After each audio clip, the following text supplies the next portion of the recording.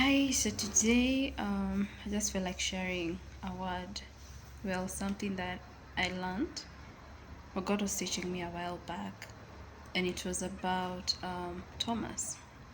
So we call him the doubting Thomas, and there's someone who I think it's a someone that I watched, and we can very much want to look at Thomas and be like, oh, what kind of a man are you? You walked with Christ all through, you saw him do so much. How could you not just believe that he'd actually resurrected? But then you see, for me, yes, I see that part, and it's very easy for us to actually blame someone when we probably are not on the same faith frequency as they are in. It's so easy for us to almost look down on someone who's not on the same vibration as we are, as we call it today. But something about Thomas, yes, he'd seen Jesus probably turn water into wine. He'd probably seen him heal and breaking bread and multiplying bread and fish and, raising the dead and all these other miracles that Jesus was able to do. But still, when it came to that part of resurrection, he could not believe until he actually saw it for himself. For me, I don't think there's anything queer about that. He was a man, and I believe that in his carnality and in his character as a man, it's very easy for us to doubt something. And for him, I feel like all he wanted was that visitation from God. This is what now for me the revelation that I was getting, that sometimes all we want is that visitation from God, that we actually want we want to see God for ourselves.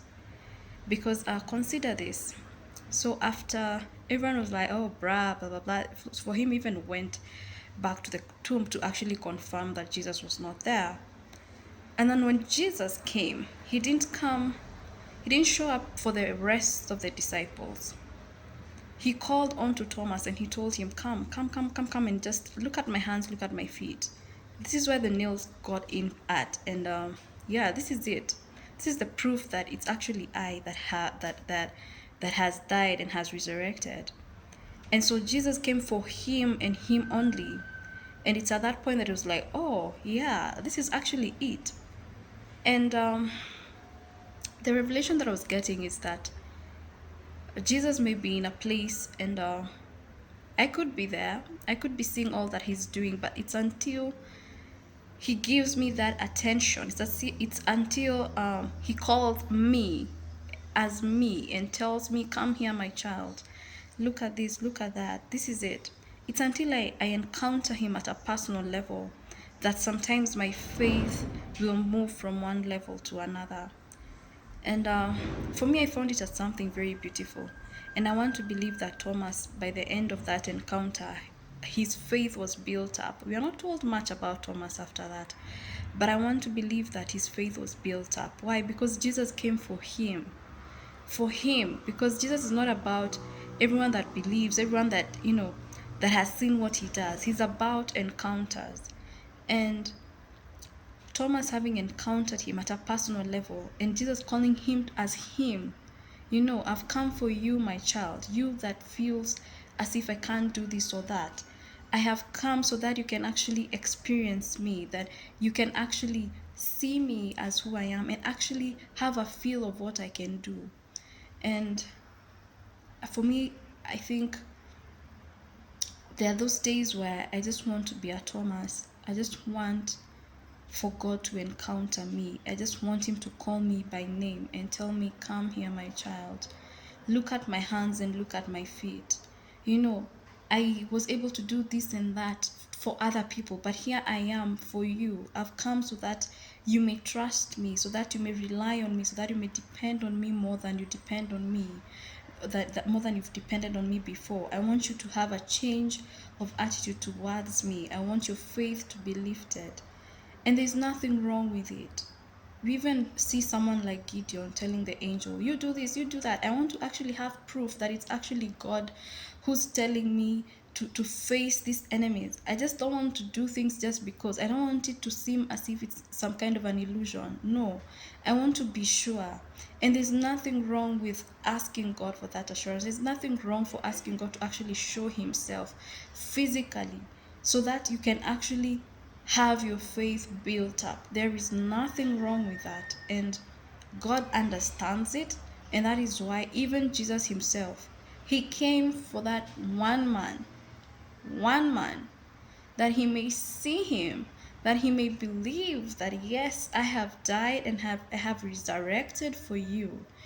And he also came not as God and the angels, that he actually had to come out and demonstrate himself and prove himself to Gideon 3 times. Why? Because God is all about having us encounter him at a personal level, and getting to know him better and encountering him, because how else will you tell other people about this God, about this Jesus, if you've not encountered him at a personal level? How else will you actually prove to people that there's a God that actually exists? And it's until you actually encounter him, it's until he actually meets you right there, it's until he proves himself to you. And don't be ashamed. God does not feel intimidated by us asking for such things, for proof. He does not feel intimidated. In fact, he's happy to do it. Otherwise, if Jesus felt intimidated, he never could have shown up and called unto Thomas. He never could have shown up now in the Gideon times, so that God himself can prove himself to be with him. He could never have both that, but God is concerned about that one soul. And that is why the word tells us that he would leave a whole 99 for just one soul. How reckless is that love, that he can risk the 99 for the sake of that one soul, that Christ actually showed up, and Thomas was not there because he'd gone looking for this Jesus. And then now Jesus came again, because Thomas had missed him the first time, and he couldn't believe it when others were telling him he was actually here, he was actually here. It's like, no, no, no, no, no. So Jesus had to show up for this one man. How special is this God, and how wonderful is he? How concerned is he about ourselves, about our faith, about our hearts, that he'd actually leave everything else and just show up for us, that he'd actually show up again. He'd shown up one time, but then he's gonna show up again just for me. It's amazing, and I hope you guys see how amazing that is, because for me, it's beautiful. It says a lot about the kind of God that I worship. It says a lot about how mindful he is of me, that I should not for a moment sit and think that I don't matter to God. No. No, no, no, no, no. That's the devil's lie. I matter to this God. My heart matters. My faith, my trust in him matters. And that is why he'd do anything just so that I can trust in him, I can believe in him. He's gonna show up 1,001 times just for me, just because he wants me to believe him.